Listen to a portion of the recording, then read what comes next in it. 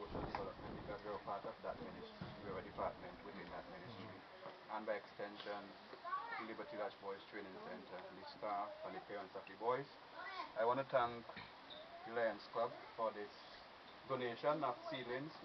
Agriculture is an integral part of our programming. We try to do several things to get the children involved so that when they leave, they can learn a skill. We do not simply do agriculture simply for production, but we do it as a part of our educational program. In that we have somebody on board who try to do the scientific agricultural um, program. The thing is that if you notice at the bottom here, we actually had two greenhouses there, which was destroyed by Hurricane Thomas. Oh. So in the past, we produced our own seedlings and so on. And now we don't. I see. It is your donation is quite timely. I think the children are very enthusiastic about what they do. They like to see a plant being planted and like to see it grow. Yeah. And we try to instill in them that is how they are supposed to be. And that is what we're trying to do, to plant a seed within them so that they can grow to be good citizens. So on behalf of the ministry and the Department of Liberty Lodge Boys Training Center, we want to thank you very much for your timely intervention.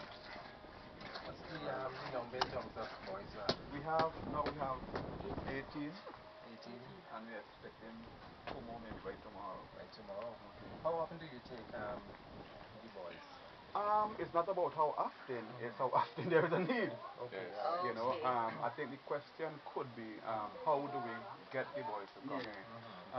Mr. Jack would have been in the education system, Yes. and we would have been in touch from time to time. We get requests from the schools, we get requests from the homes, but primarily we get most of our children to the Family Services Department, because that also is a department within the Ministry of National Mobilization. We're doing a lot of good work in terms of our children and parents and families and so on. Sometimes we are all overwhelmed, but I am sure that they try to do their best. So we get a lot of people coming through there, most of them. We get some from the family court, which is kind of unfortunate, but that's where we are as a country. And we get them from almost anywhere. I mean, you can make a request if it's your child who is disadvantaged or and is in need and so on.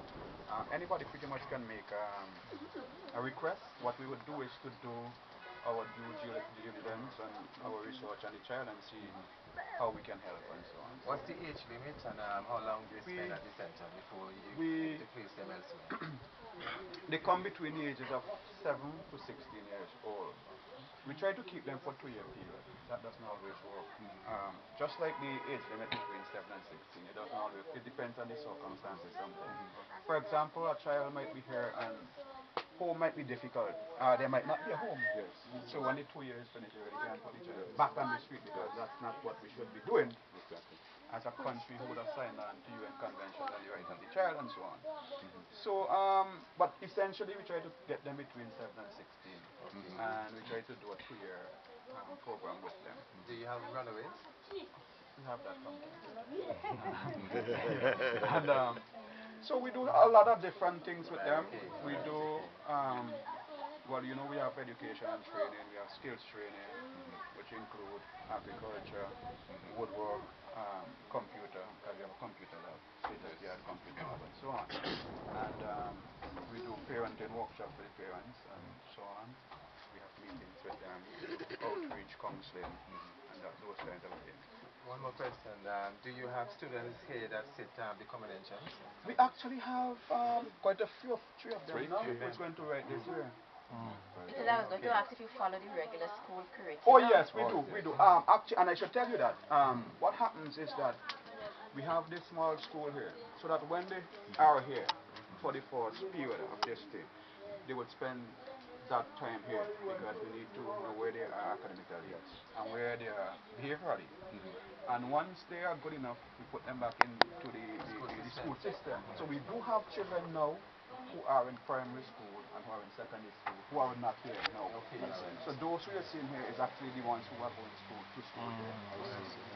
so that we do not exclude them from the formal system. As a matter of fact, we try to do everything to keep them in mainstream society.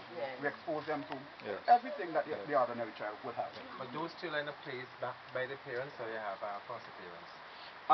Well, we do not do the foster parenting. Okay. What we try to do is to get them to go back to the parents. What we do get is people who are coming from foster homes, because the family service department will deal with the fostering of children and so on. And you know, sometimes people foster a child and they run into a problem and the child is not paid. We have quite a few of them like that. But we do not look to seek foster parenting. So who supports the children when they at that